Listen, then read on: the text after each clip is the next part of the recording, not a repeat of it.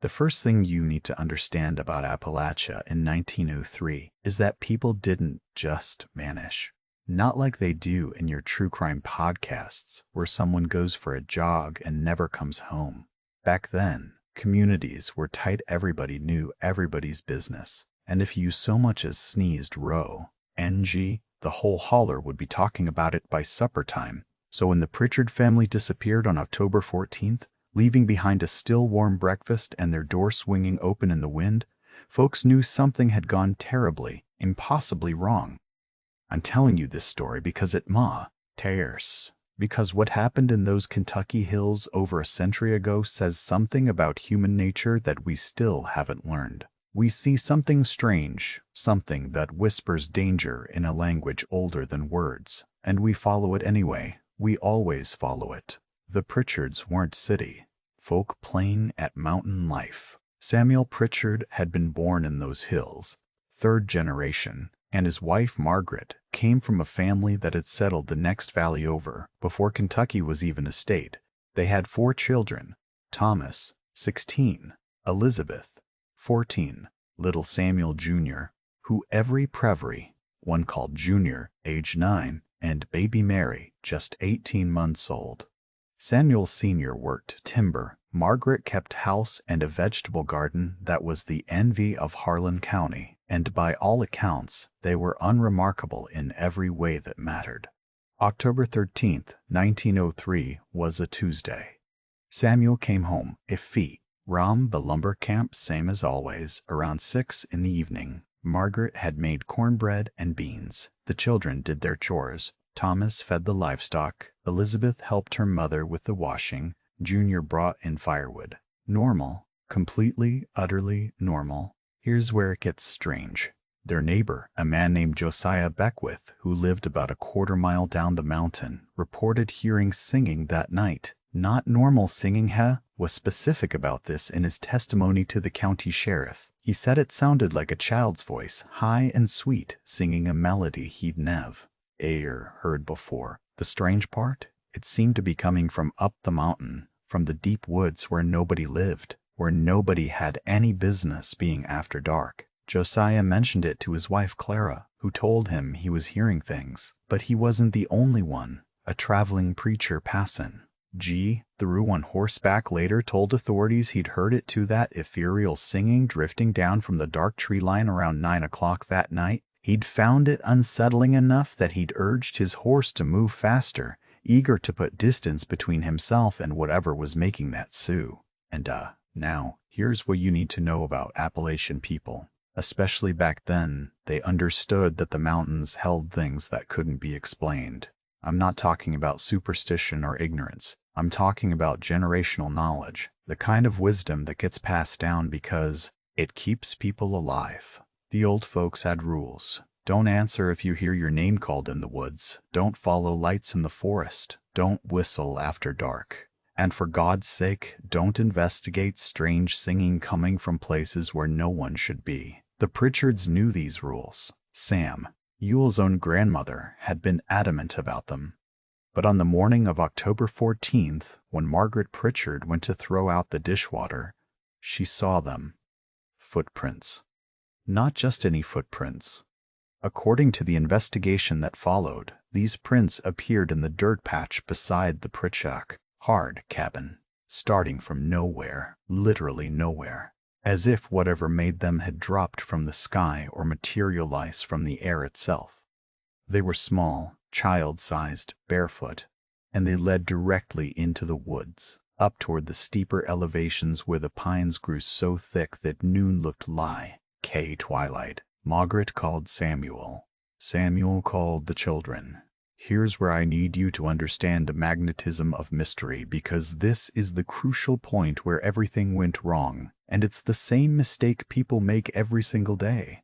The Pritchards stood there, a whole family of intelligent, experienced mountain people, looking at footprints that violated the basic rules of reality, and instead of going back inside and bolting the door, they decided to follow them. Why? Because humans are curious creatures. Because mysteries itch at us like physical discomfort. Because we confront convince ourselves that there must be a rational explanation, and if we just investigate a little further, we'll find it and feel foolish for being scared. Samuel told Margaret to keep Mary at the house. This is documented because Margaret mentioned it to a woman from church who stopped by around 8 that morning. But Margaret apparently decided that wasn't safe. What if whatever had made those prints came back while Samuel and the older children were gone? So she bundled up baby Mary, left the breakfast dishes on the table, and the entire family went into the woods together. They were never say. 8 again. By early afternoon, when Margaret hadn't shown up for a quilting circle she never missed, alarm bells started ringing. By evening, Josiah Beckwith and 3 other men went to check on the family. They found the cabin exactly as I described. Door open, breakfast congealing on the table, beds unmade, Samuel's rifle still above the mantel. And in the dirt outside, those impossible footprints leading into the forest, now joined by the clear boot prints of Samuel, the shoe prints of Margaret and Elizabeth, and the smaller prints of the 2 boys. The search party that formed the next morning numbered 40 men. These weren't amateur hour volunteers. These were hunters, trappers, men who could track a deer through running water and find their way home in a blizzard. They followed the tracks. For the first 100 yards, everything made sense. The Pritchard family's footprints, clear, all 5 sets, sometimes showing where they paused or where little Junior had run ahead. The small barefoot prints they were following remained distinct, never deviating from a straight path up the mountain. Then things started getting weird. About 200 yards in, the barefoot prints began to change. They got deeper, as if whatever was making them was getting heavier, but they didn't get bigger. One of the searchers, a man named Pike Johnson, who'd been tracking game for 40 years, said the depth of those prints suggested something weighing at least 200 pounds, but the size indicated a child of maybe 6 or 7 years old. That's not how physics works. That's not how anything works.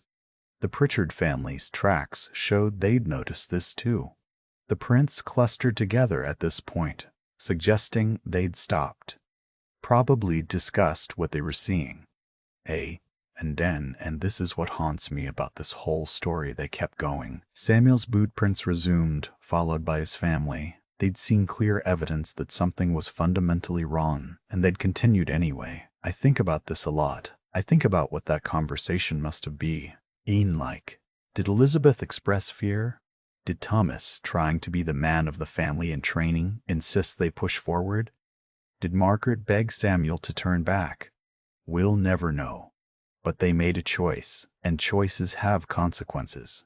At the quarter-mile mark, the search party found the first reaving evidence, a torn piece of Elizabeth's dress caught on a branch. The fabric wasn't ripped like it had snagged accidentally. The searchers noted that it appeared to have been torn deliberately, possibly left as a trail marker. This suggested the family was still thinking clearly, still trying to ensure they could find their way back.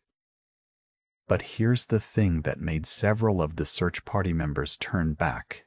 The Pritchard family's footprints at this point showed they were running. All of them, even Margaret carrying baby Mary.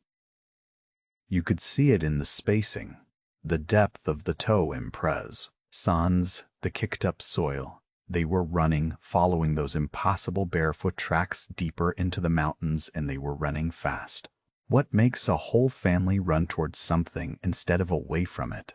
The lead searcher, a county deputy named Walton Hayes, proposed 2 theories. Or they were chasing something they thought was a child in danger, or they were running because something behind them was worse than whatever lay ahead.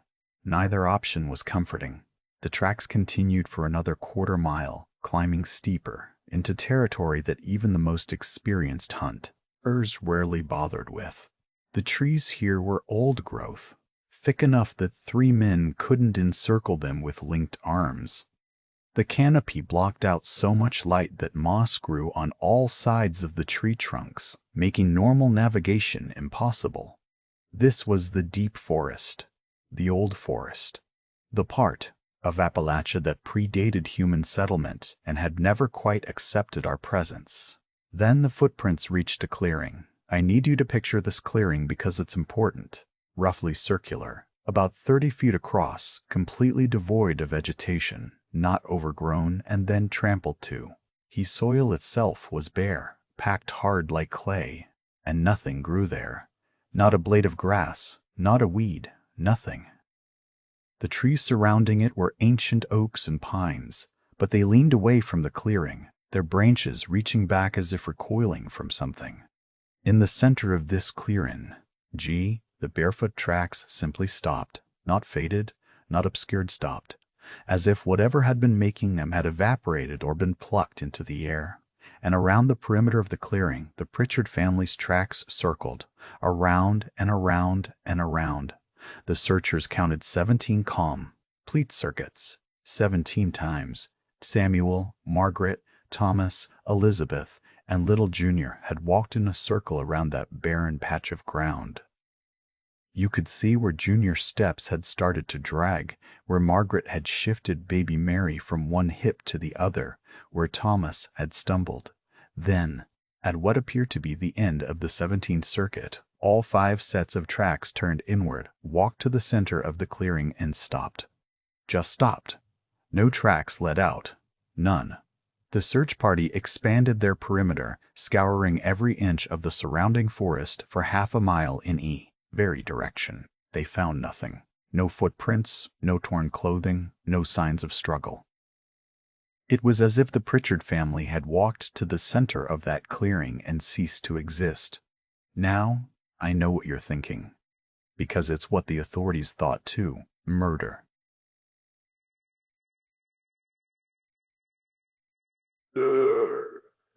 Someone had killed the Pritchards and hidden the bodies. The investigation that followed was extensive. Every person in Harlan County and the surrounding area was questioned. The Pritchards had no enemies, no debts, no scandals. Samuel didn't drink or gamble. Margaret was beloved at her church. The children were just children. But let's say, for argument's sake, that someone did kill them. How did they do it without leaving tracks? How did they remove 5 bodies, including a 16-year-old boy who could have fought back from that clearing without leaving a single mark in the soft soil? The search party had been careful. They'd approached the clearing methodically, documenting everything. There were no tracks but the Pritchard's own. The official investigation concluded with no findings. The case was left open, but unsolved. The Pritchard cabin was eventually sold to pay debts, and a new family moved in. Hats where most versions of this story end, but that's not the whole story, because people kept disappearing. Not all the time, not in any pattern that would cause mass panic or make national news. But every few years, someone in the Kentucky Hill Country would report seeing those small, barefoot footprints appearing from nowhere. And sometimes, someone would be foolish enough to follow them. In 1907, a young couple named the Hendersons vanished. Same circumstances, tracks leading from their farm into the woods, never seen again. In 1912, a surveyor working for the coal company's disappearances. His equipment was found neatly stacked beside a stream, his footprints leading into the forest alongside those now infamous small barefoot tracks. In 1918, 3 children from the same family followed the prints while playing. Their mother found their tracks leading into the woods and had the sense to not follow. She raised the alarm instead. A search party found the children's footprints leading to a clearing, not the same one where the Pritchards had vanished, but similar. Bare soil, nothing growing, trees leaning away. But this time, they found something new.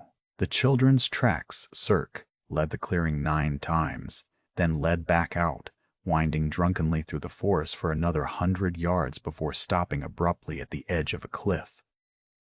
There was no sign of the children at the base of the cliff. No bodies, no blood, nothing. The pattern was clear to anyone willing to see something in those mountains was hunting people, luring them with those footprints, leading them to those clearings, and taking them. But where and why? the local people developed new rules. Don't look at strange footprints. If you see them, go the other way. Tell the authorities and let them handle it.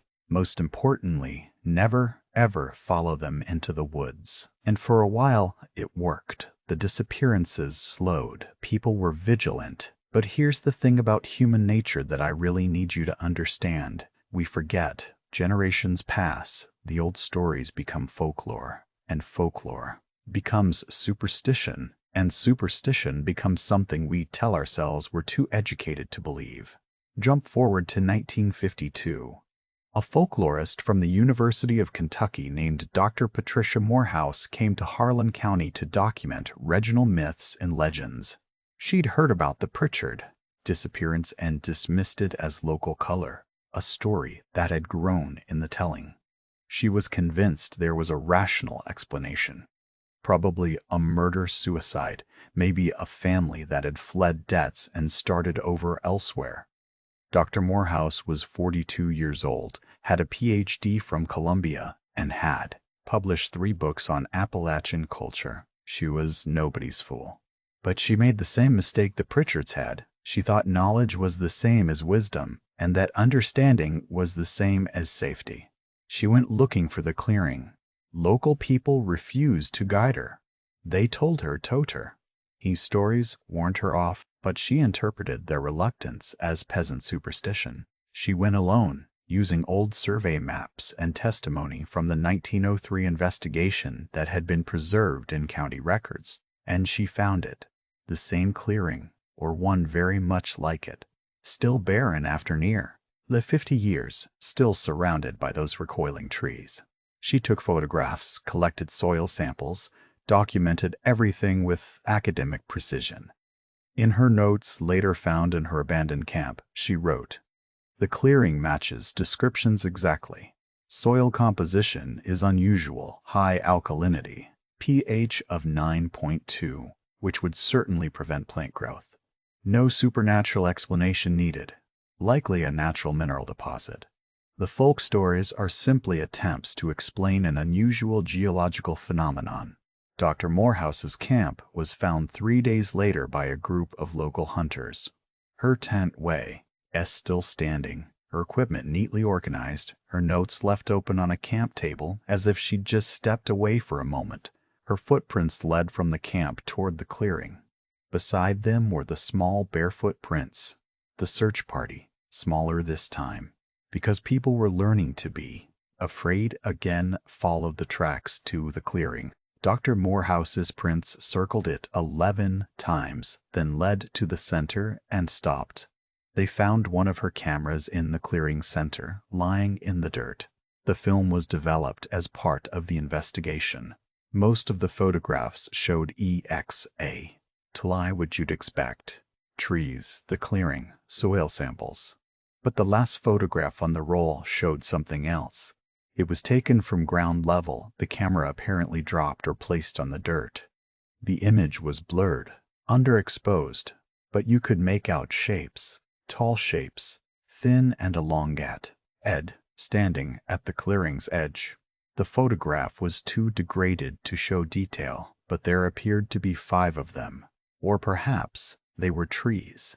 The photographic experts couldn't agree.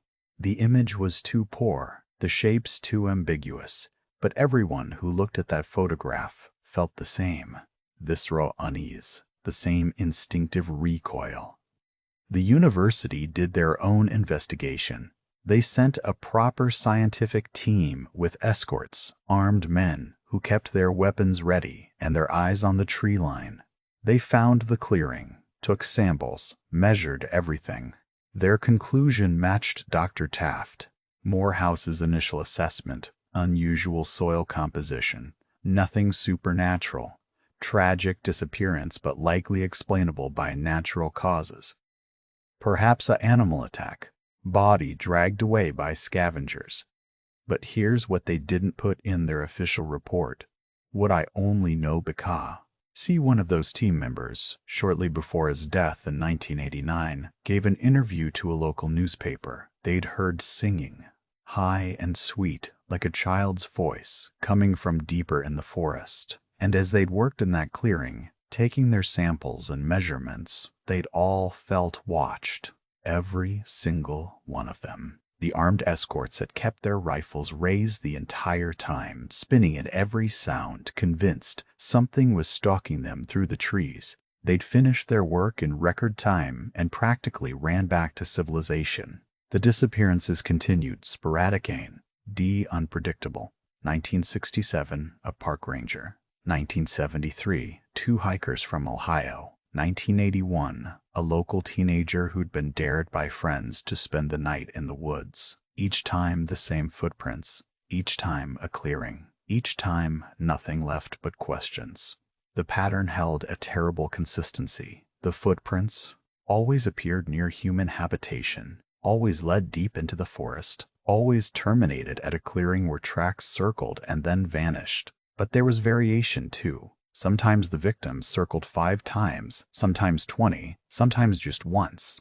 There was no obvious pattern to the numbers and no code to crack. Some people tried to set up surveillance. In 1985, a true crime writer convinced the county to let him install motion-activated cameras around 3 of the known clearings. For 6 months, nothing happened. Then, on the 187th day, all 3 cameras triggered simultaneously at 3:17 a.m. The photographs showed the clearings empty and still.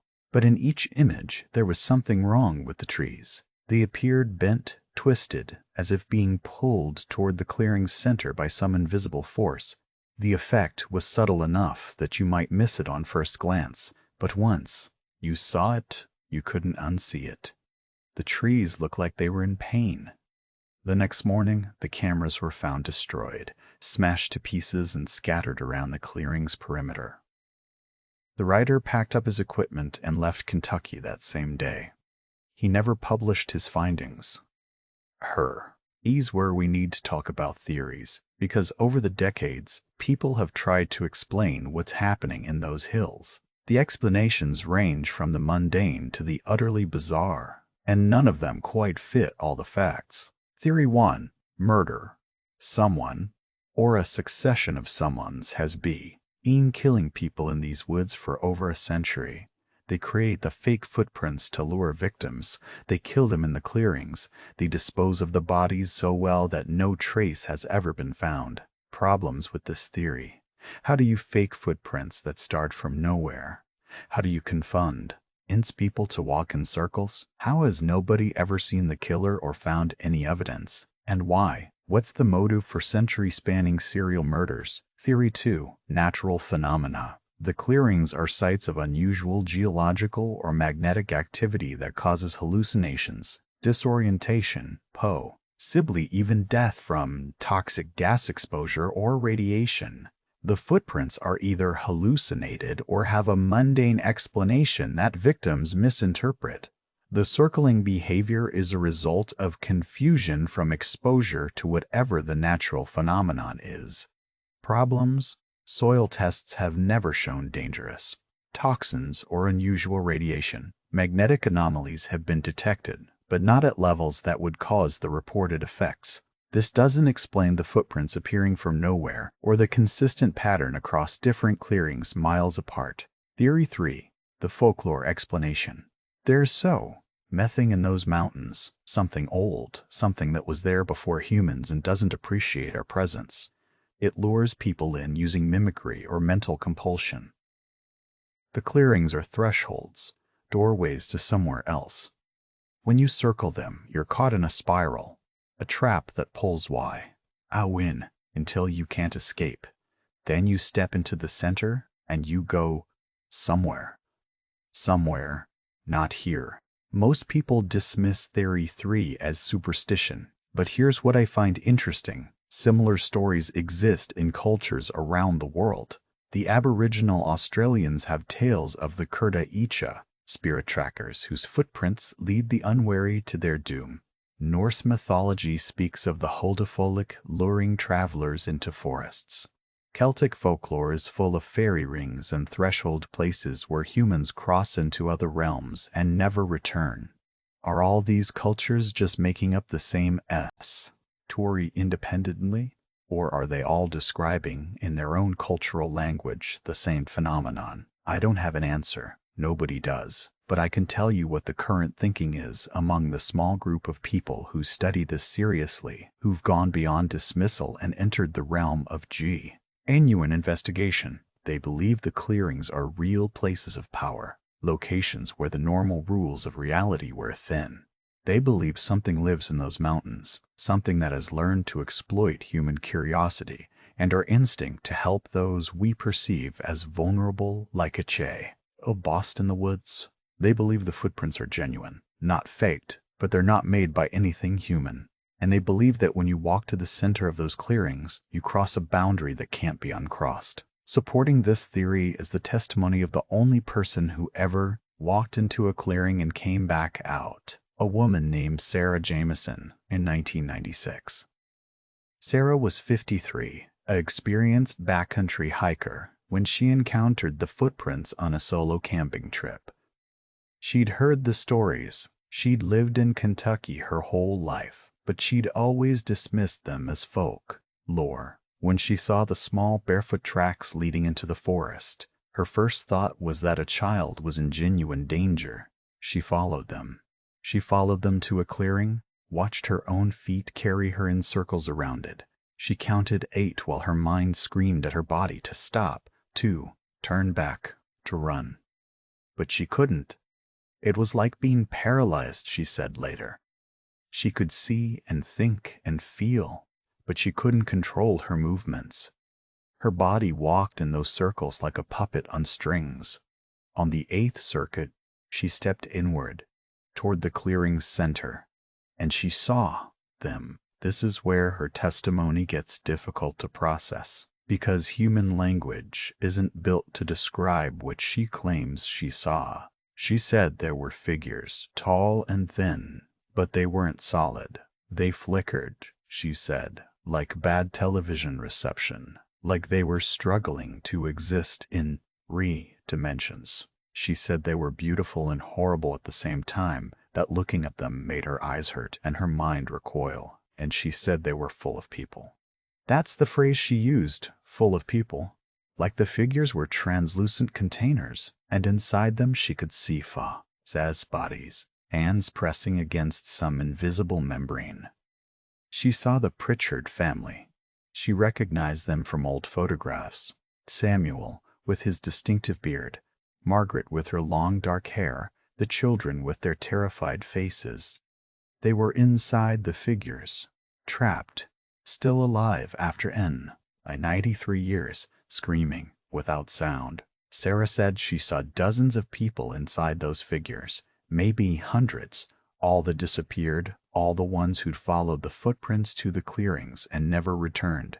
They weren't dead. They were somewhere worse than dead. She said one of the figures reached for. That's when her paralysis broke. Some deep survival instinct overrode whatever force was controlling her, and she ran. She ran blindly, crashing through underbrush, falling, getting up, running more. She said she could hear singing behind her.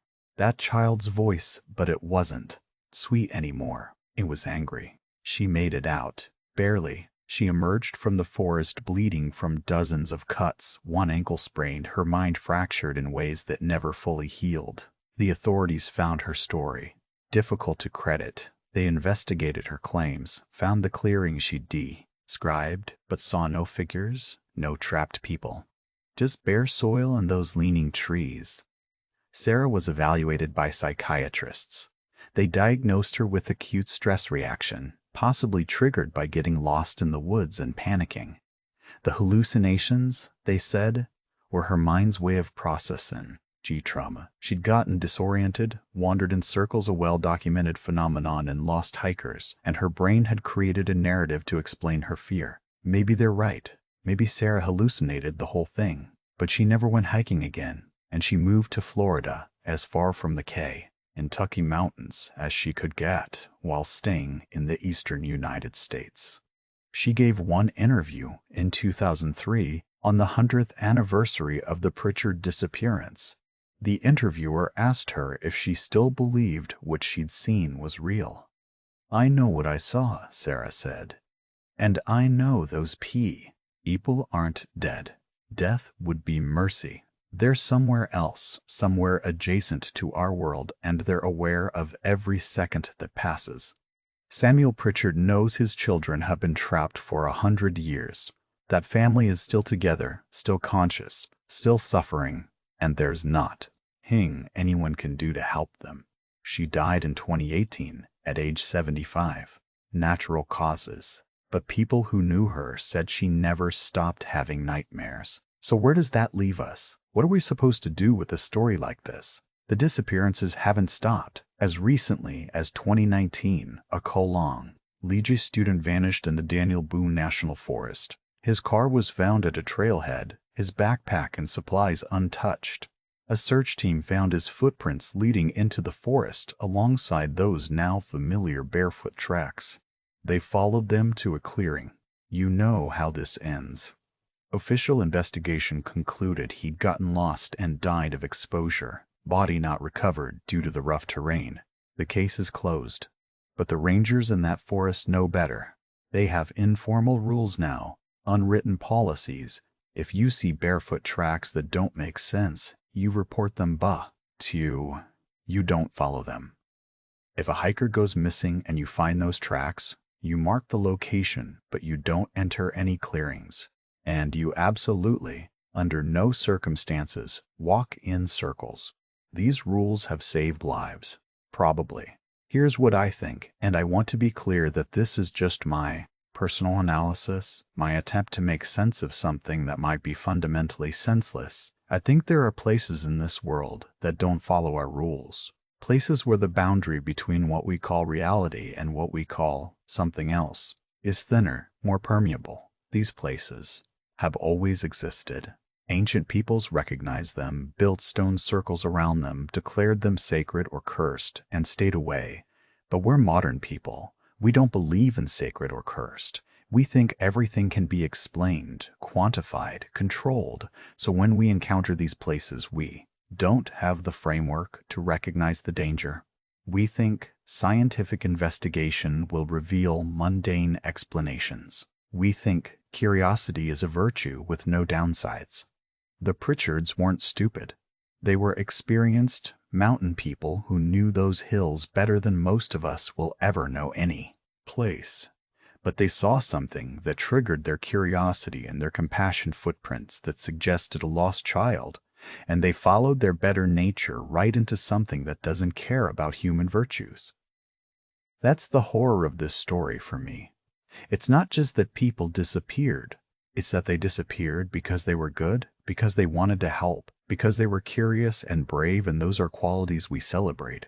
The thing in those mountains, whatever it is, weaponizes our best instincts against us. And here's the educational part. The lesson I think we need to internalize. Not everything deserves investigation. Not every mystery needs solving.